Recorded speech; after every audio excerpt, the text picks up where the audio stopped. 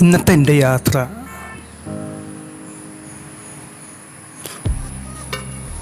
കോലഞ്ചേരിക്കടുത്തുള്ള കടമറ്റം എന്ന ചെറു ഗ്രാമത്തിലേക്കാണ്. അവിടെയാണ് വിശുദ്ധ ഗീവർഗീസ് സഹദായുടെ നാമധേയത്തിലുള്ള സെൻറ്റ് ജോർജ് ഓർത്തഡോക്സ് ചർച്ച് സ്ഥിതി ചെയ്യുന്നത്. ഈ പള്ളി വളരെ പ്രസിദ്ധമാണ്. അവിടെയാണ് നമ്മുടെ കടമറ്റത്ത് കത്തനാർ എന്ന ചരിത്ര പുരുഷൻ ജീവിച്ചിരുന്നത് എന്നാണ് പറയപ്പെടുന്നത്. ഇതാണ് കടമറ്റം പള്ളി. ഇവിടെ മാതാവിൻ്റെ ഒരു ചെറിയ കപ്പേള നമുക്ക് കാണാൻ സാധിക്കും. ഈ കപ്പേളയ്ക്ക് മുമ്പിലായിട്ട് റോഡ് സൈഡിൽ ഗീവർഗീസ് സഹദായുടെ ഒരു ചിത്രം ആലേഖനം ചെയ്തിട്ടുള്ള നേർച്ച വഞ്ചിയും കാണാൻ സാധിക്കും. ഈ പള്ളിയിലേക്ക് വരണമെങ്കിൽ കുറച്ചധികം കൽപ്പടവുകൾ കടന്നു വേണം വരുവാനായിട്ട്. ഈ പള്ളിയുടെ വലതുഭാഗത്തായിട്ട് ടാർ റോഡ് കാണാൻ കഴിയും. ആ വഴിക്ക് കയറുകയാണെങ്കിൽ ഇത്രയധികം കൽപ്പടവുകൾ കയറേണ്ട ആവശ്യമില്ല. വൃദ്ധരായവർക്കും കൈകാൽ മുട്ടു വേദനയുള്ളവർക്കൊക്കെ കയറുവാനായിട്ട് ആ വഴിയാണ് ഉത്തമം. അങ്ങകലെ ചെറിയ കുരിശടി കാണാൻ സാധിക്കും. Saint George orthodox church Kadamattam വളരെ വിശ്വപ്രസിദ്ധമായ ഒരു പള്ളിയാണിത്.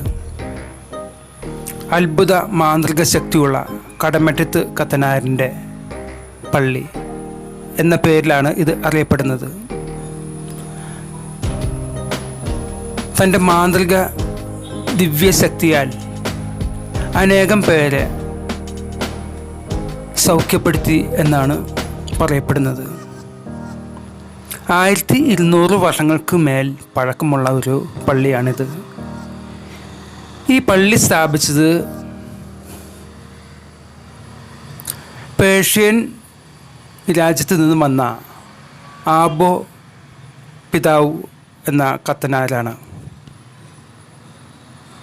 അദ്ദേഹമാണ് കൊച്ചു പൗലോസ് എന്നറിയപ്പെടുന്ന കടമറ്റത്ത് കത്തനാരുടെ ബാല്യകാലത്ത് ആ കുഞ്ഞിനെ സംരക്ഷിക്കുകയും വളർത്തുകയും ചെയ്തത് എന്നാണ് പറയപ്പെടുന്നത്.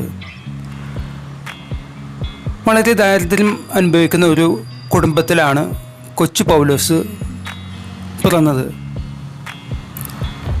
അച്ഛനും അമ്മയും നഷ്ടപ്പെട്ടു. മറ്റാരുമില്ല. കൊച്ചു പൗലോസ് തന്നെ കഴിയുന്ന ആ സമയത്താണ് ആബോ പിതാവ് ഈ കുഞ്ഞിനെ കാണുന്നതും കുഞ്ഞിനെ തൻ്റെ സംരക്ഷണത്തിൽ വളർത്തുന്നതും. അവൻ സാധാരണ കുട്ടിയല്ല, നല്ല ബുദ്ധിയും വിവേകവുമുള്ള ഒരു കുട്ടിയാണെന്ന് ആബോ പിതാവിന് മനസ്സിലായതോടെ അവനെ സുറിയാനി ഭാഷയും മലയാളം ഭാഷയും പ്രാവീണ്യം നേടുന്നതിൽ സഹായിക്കുകയും അവൻ അതിൽ വിജയിക്കുകയും ചെയ്തതോടെ ഷമ്മാസൻ എന്ന പട്ടം നൽകി അവന് പള്ളിയിലേക്ക് സ്വീകരിക്കുകയാണ് ഉണ്ടായത്. ഇത് കടമറ്റത്ത് കത്തനാരുടെ പള്ളിയുടെ മുൻപിലുള്ള വിളക്കാണ്. ഈ വിളക്കിൽ എണ്ണ ഒഴിച്ച് വിളക്ക് തെളിയിക്കുന്നത് ഒരു നേർച്ചയായിട്ടാണ് കാണപ്പെടുന്നത്.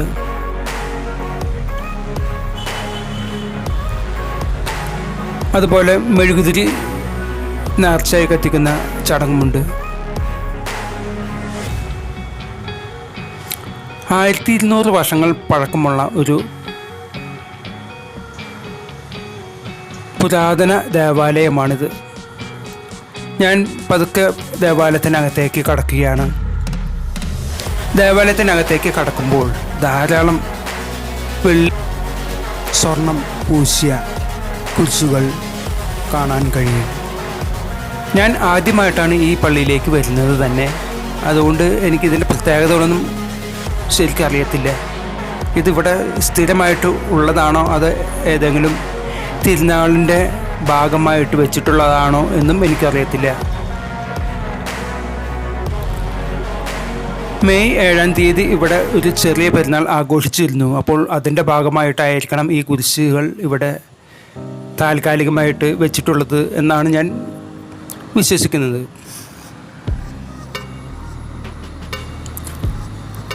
വളരെ അതിപുരാതനമായ ഒരു ആനവാതിൽ നമുക്ക് കാണാൻ കഴിയും. അതിനെക്കുറിച്ചെല്ലാം വലിയ ഐതിഹ്യങ്ങൾ ഉണ്ട്. ഇതാണ് പ്രൗഢമനോഹരമായ കടമറ്റത്ത് കത്തനാരുടെ ദേവാലയം.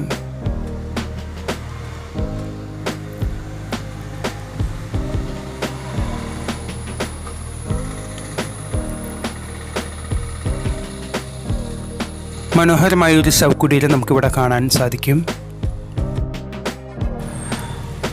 കടമറ്റത്ത് കത്തനാർ യുവാവായി തീർന്നപ്പോൾ ഡീക്കൻ പട്ടം സ്വീകരിച്ച് ഈ പള്ളിയിൽ തന്നെ ആബോ പിതാവിന് സഹായിയായി തീർന്നു. അങ്ങനെ ഒരിക്കൽ അച്ഛൻ്റെ അധീനതയിലുള്ള പശുക്കൂട്ടങ്ങൾ മേയ്ക്കുന്ന ബാലൻ ഒരു ദിവസം ഓടി വരികയും പശുക്കളിൽ ഒന്നിനെ പുലി കടിച്ചു എന്ന് പറയുകയും ചെയ്തു. അത് കേട്ട കത്തനാരും ശമാസനായ പൗലോസും അങ്ങോട്ടേക്ക് പാഞ്ഞു. കൂടെ നാട്ടുകാരുമുണ്ട്. പുലി ഒരു പശുവിനെ കടിച്ചു കൊന്നിരുന്നു. ബാക്കിയുള്ള പശുക്കൾ പുലിയുടെ ആക്രമണത്തിൽ നിന്ന് രക്ഷപ്പെടാനായിട്ട് പല ദിക്കിലേക്ക് ചിന്നിച്ചിതറി ഓടിയിരുന്നു. അവയെല്ലാം തെരഞ്ഞു പിടിച്ച് കൊണ്ടുവരാനാണ് ഈ സംഘം പോയത്. പക്ഷേ പശുക്കളെയും നാട്ടുകാരും അച്ഛനും പള്ളിയിലേക്ക് തിരിച്ചു വന്നപ്പോൾ ഒരു കാര്യം മനസ്സിലാക്കി. പൗലോസ് ശമാസിനെ കാണാനില്ല. 1-2 ദിവസം ശമാസിനെ തിരഞ്ഞ് പള്ളിക്ക് ചുറ്റുമുള്ള കാടുകളിലെല്ലാം തിരഞ്ഞു. ഒടുവിൽ നാട്ടുകാർ പറഞ്ഞു, ശമാസിനെ ഏതെങ്കിലും കരടിയോ പുലിയോ കടിച്ചു തിന്നിട്ടുണ്ടായിരിക്കാം, കൊല്ലപ്പെട്ടിട്ടുണ്ടായിരിക്കാം. പക്ഷേ കത്തനാർക്ക് വിശ്വാസമായിരുന്നു അവൻ അങ്ങനെ ദുർമരണത്തിന് വഴിപ്പെടുകയില്ല എന്ന് അദ്ദേഹത്തിന് ഉറച്ച വിശ്വാസമുണ്ടായിരുന്നു. പക്ഷെ നാട്ടുകാരെല്ലാം വിചാരിച്ചിരുന്നത് പൗലോസ് കരടിയുടെ പുലിയുടെ ആക്രമണത്തിൽ കൊല്ലപ്പെട്ടു എന്നാണ്. ഇത് പള്ളിയുടെ സൈഡിലുള്ള ഒരു വഴിയാണ്. ഈ വഴി ചെന്ന് വരുന്നത് പോയടം പള്ളി എന്ന ഭാഗത്തേക്കാണ്. പോയടം പള്ളി, അവിടെയാണ് കത്തനാർ താമസിച്ചിരുന്നത്. പൗലോസ് ശമാസൻ കടമറ്റത്ത് കത്തനാരായി അവിടെയാണ് താമസിച്ചിരുന്നത്. ഞാൻ അങ്ങോട്ടേക്കാണ് ഇപ്പോൾ പോകുന്നത്. അങ്ങോട്ടേക്ക് പോകുമ്പോൾ വലതുഭാഗത്ത് പള്ളിക്ക് പിൻഭാഗത്തായിട്ട് വലിയൊരു സെമിത്തേരി കാണാം. ഇപ്പോൾ നമ്മൾ സമീപിച്ചു കൊണ്ടിരിക്കുന്നത് പോയടം പള്ളി എന്ന ഭാഗത്തേക്കാണ്.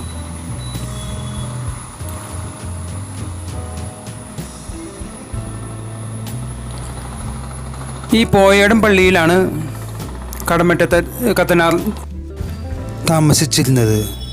അതിന് അടുത്തായിട്ട് ഒരു കിണറുണ്ട്. ആ കിണറ്റിൽ ഇറങ്ങിക്കഴിഞ്ഞാൽ അതിനടിയിൽ ഒരു ഗുഹയുണ്ടെന്നാണ് പറയപ്പെടുന്നത്. പൗലോസ് കാട്ടിൽ അകപ്പെട്ടു. ഒടുവിൽ ചെന്നുപെട്ടത് കാട്ടിലുള്ള മലയരന്മാരുടെ കൈകളിലാണ്. അവർ പൗലോസിനെ ബന്ധിച്ച് പ്രധാനിയുടെ അടുത്തേക്ക് കൊണ്ടുപോയി. അവരുടെ ആവശ്യം പൗലോസിനെ കൊന്ന് ഭക്ഷിക്കാം എന്നായിരുന്നു. പക്ഷേ മലയരന്മാരിലെ പ്രധാനിയായ അരേന് പൗലോസിനെ കണ്ടപ്പോൾ പൗലോസ് വളരെ ശാന്തനും നിഷ്കളങ്കനുമാണെന്ന് മനസ്സിലായതോടെ കൊല്ലണ്ട, അവനെ ഇവിടെ നമ്മുടെ അധീനതയിൽ താമസിപ്പിക്കാം എന്ന് തീരുമാനിച്ച് അവിടെ കാരാഗ്രഹവാസം പോലെ അവനെ ബന്ധിച്ച് അവിടെ താമസിപ്പിക്കുകയായിരുന്നു. പക്ഷേ ഒരു കാര്യമുണ്ടായി. പ്രധാനിയായ മലയേരിയൻ ജാലവിദ്യകൾ, മാന്ത്രിക താന്ത്രിക സിദ്ധികളെല്ലാം പൗലോസിനെ പരിശീലിപ്പിച്ചു. 12 വർഷത്തോളം പൗലോസ് അവരുടെ ഇടയിൽ താമസിച്ചു എന്നാണ് പറയപ്പെടുന്നത്. ഇതാണ് പോയയിടം. ഇവിടെയാണ് പൗലോസ് താമസിച്ചിരുന്നത് എന്നാണ് പറയപ്പെടുന്നത്. അങ്ങനെ പൗലോസ് 12 വർഷത്തോളം അവിടെ താമസിച്ചു. എല്ലാ താന്ത്രിക മാന്ത്രിക വിദ്യകളും പഠിച്ചു. അതോടൊപ്പം തന്നെ പൗലോസിന് തൻ്റെ വളർത്തുപിതാവായ ആബോപിതാവിനോടുള്ള ഇഷ്ടത്തിനും യാതൊരു കുറവും വന്നിരുന്നില്ല. പൗലോസിന് ആബോപിതാവിനെ കാണണമെന്ന് ആഗ്രഹം പലപ്പോഴും ഉണ്ടായി. ഒടുവിൽ അവിടെ നിന്ന് രക്ഷപ്പെട്ട് ആബോപിതാവിൻ്റെ അടുത്തേക്ക് വരും. അങ്ങനെ വരുമ്പോൾ അത് അറിഞ്ഞ മലയരന്മാർ കൂട്ടമായി വന്ന് പൗലോസിനെ ബന്ധിച്ചു കൊണ്ടുപോകാനായിട്ട് കടമറ്റത്ത് കത്തനാർ ഓടിക്കയറി പള്ളിയിലേക്ക് വന്നു എന്നാണ് പറയപ്പെടുന്നത്. പൗലോസ് പള്ളിക്കുള്ളിൽ കയറി വാതിലടച്ചിരുന്നു. പക്ഷേ അവർ അവരുടെ മാന്ത്രിക ശക്തിയാൽ മലയാളന്മാർ കൊടുങ്കാറ്റും അതുപോലെ തന്നെ പ്രക്ഷുബ്ധമായ ഒരു അന്തരീക്ഷം സൃഷ്ടിച്ചു എന്നാണ് പറയപ്പെടുന്നത്. അവരുടെ കയ്യിലുണ്ടായിരുന്ന ഇരുമ്പ് ചങ്ങലകൾ കൊണ്ട് ഭിത്തിയിലും വാതിലിലെല്ലാം അടിച്ച് പൗലോസിനെ പിടിക്കുവാനായിട്ട് ബന്ധിക്കുവാനായിട്ട് ശ്രമിച്ചെങ്കിലും കിട്ടിയില്ല എന്നാണ് പറയപ്പെടുന്നത്.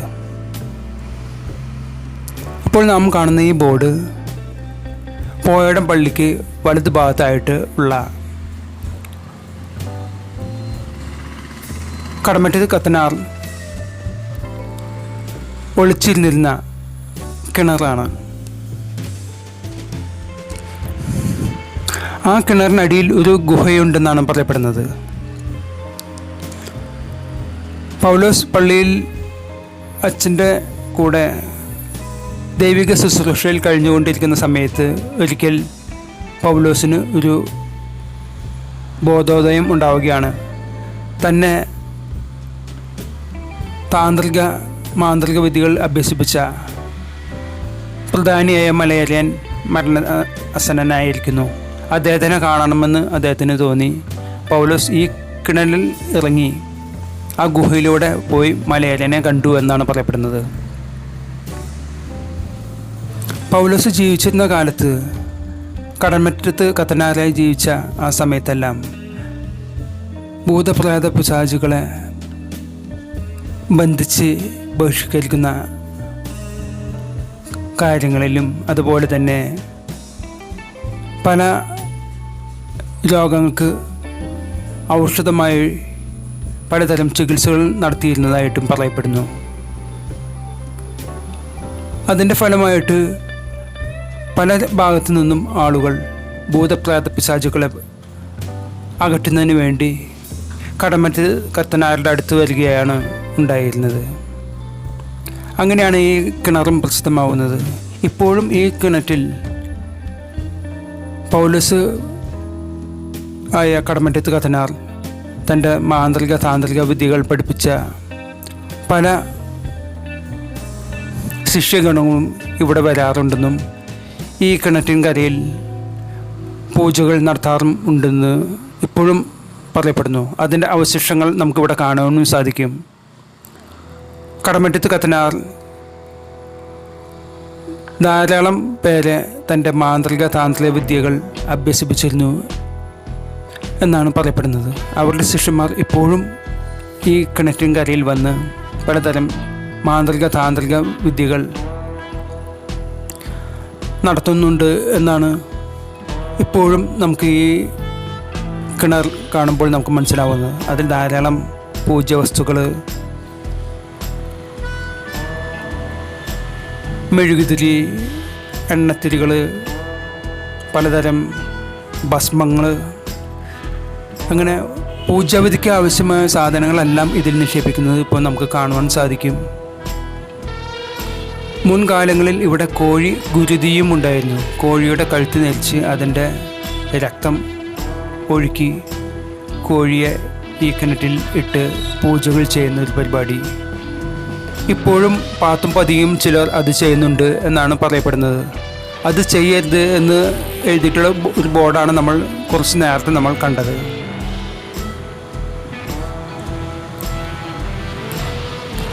കടമറ്റത്ത് കത്തനാർ തൻ്റെ പല സിദ്ധികളിലൂടെയും ജനങ്ങളെ വളരെയേറെ സ്വാധീനിച്ചിരുന്ന ഒരു വ്യക്തിയായിരുന്നു. അതിൽ പ്രധാനപ്പെട്ടത്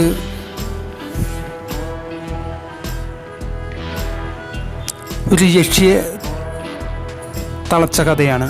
നീലി എന്ന പേരുള്ള ഒരു യക്ഷി തിരുവനന്തപുരത്തിനടുത്തുള്ള പത്മനാഭപുരത്ത് ആണ് നീലി എന്ന യക്ഷി ഉണ്ടായിരുന്നത്. അവൾ ജനങ്ങളെ ഉപദ്രവിക്കുകയും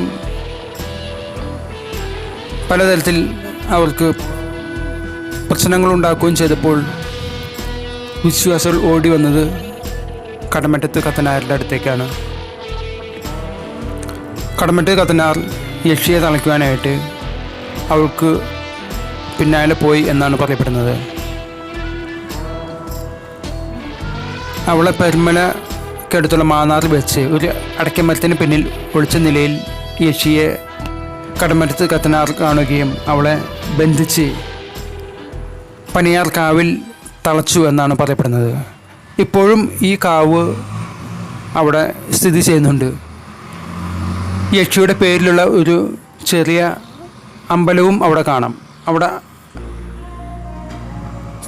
പനിയാർക്കാവ് യക്ഷി എന്ന പേരിൽ ബോർഡും വെച്ചിട്ടുണ്ട് എന്നാണ് അറിയാൻ കഴിഞ്ഞത്.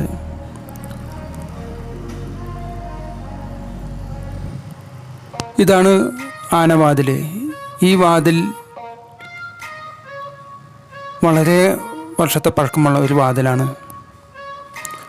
ഈ വാതിൽ ദിവ്യശക്തിയാൽ കടമറ്റ കത്തനാർ ബന്ധിക്കുകയും അത് തുറക്കാൻ വേണ്ടി മലയാളന്മാർ കൊടുങ്കാറ്റ് പോലും സൃഷ്ടിച്ചു എന്നാണ് പറയപ്പെടുന്നത്. അവരുടെ കയ്യിലുണ്ടായിരുന്ന വലിയ ഇരുമ്പ് ചങ്ങല കൊണ്ട് വാതിലിലും ചുമരിലുമെല്ലാം പ്രഹരിക്കുകയും അതിൻ്റെ പാട് ഇപ്പോഴും ഉണ്ട് എന്നാണ് പറയപ്പെടുന്നത്. വളരെ പഴക്കമുള്ള ഈ പള്ളി ഇപ്പോൾ പുനരുദ്ധാരണത്തിൻ്റെ പാതയിലാണ്. നാം മുമ്പ് കണ്ട ആ പള്ളിയുടെ മുൻതളം അത് തേക്കിൻ തടി കൊണ്ട് ഉണ്ടാക്കിയിട്ടുള്ള നിർമ്മിതിയാണ്. അതെല്ലാം 1200 വർഷങ്ങളായി അವೆല്ലാം ചെറിയ തോതിൽ ദ്രവിച്ച് തുടങ്ങിയിട്ടുണ്ട്. അപ്പോൾ അത് മാറ്റി പുനരുദ്ധരിക്കാനുള്ള ഒരു ശ്രമത്തിലാണ് ഇപ്പോൾ പള്ളി അധികാരികൾ. ഇവിടെ പള്ളിയിലെ പ്രധാനപ്പെട്ട വൈദികരെ അടക്കിയിട്ടുള്ള സെമിത്തേരിയാണ്. ഇതിന് അടുത്തതായിട്ട് മറ്റൊരു ചെറിയ ചാപ്പൽ കൂടി നമുക്ക് കാണാൻ സാധിക്കും.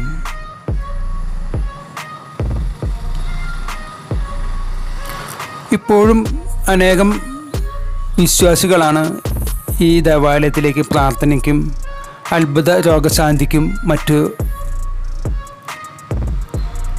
സൗഖ്യങ്ങൾ തേടി ഇവിടെ എത്തുന്നത്.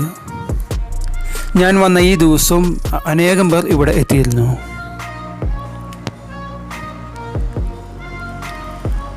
വളരെയധികം വിശ്വപ്രസിദ്ധമായ ഒരു ദൈവിക ശക്തി ഈ പള്ളിയിൽ കുടികൊള്ളുന്നുണ്ടെന്ന് നമുക്ക് സന്ദർശിക്കുമ്പോൾ തന്നെ മനസ്സിലാവും.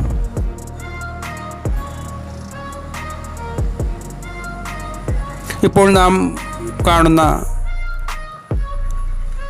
തിരുമേനിക്ക് മുകളിലായിട്ട് കന്യകമാതാവിൻ്റെ രൂപം കാണാം.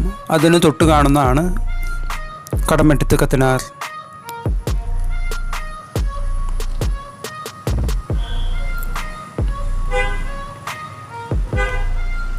ഇവിടെ നമുക്ക് ആബോ പിതാവിനെ കാണാൻ സാധിക്കും. പേർഷ്യയിൽ നിന്ന് വന്ന ഒരു പുരോഹിതനാണ് ആബോ പിതാവ്. ആ പിതാവാണ് കൊച്ചു പൗലോസിനെ സംരക്ഷിക്കുന്നതും ഒടുവിൽ കടമറ്റത്ത് കത്തനാരായിട്ട് അവരോധിക്കുന്നതും.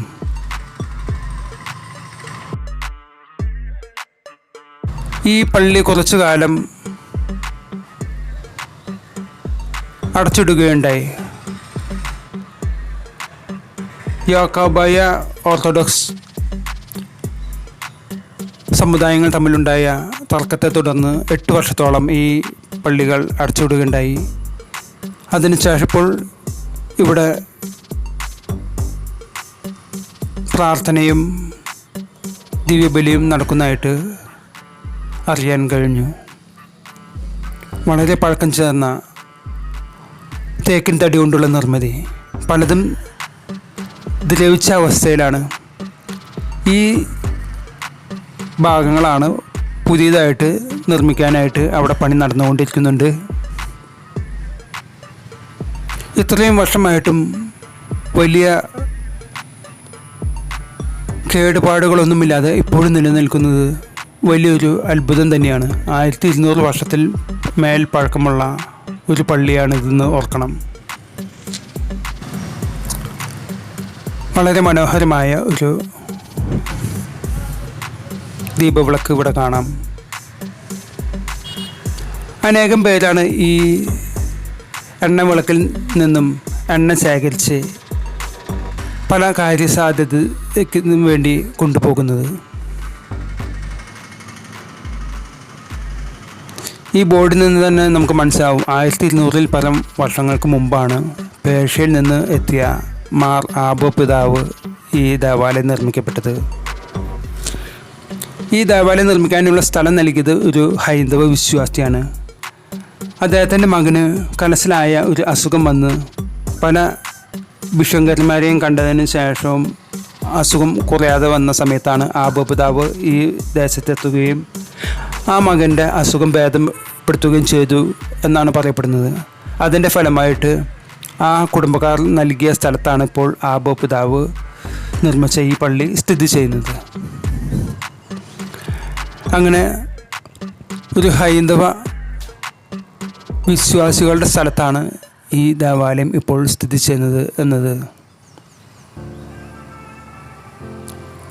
വലിയൊരു അത്ഭുതമായിട്ട് തന്നെ അവശേഷിക്കുകയാണ്.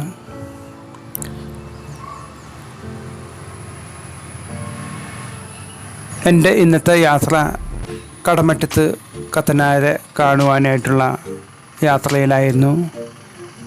കുറേ നേരം ഞാൻ ഇവിടെ ചെലവഴിച്ച്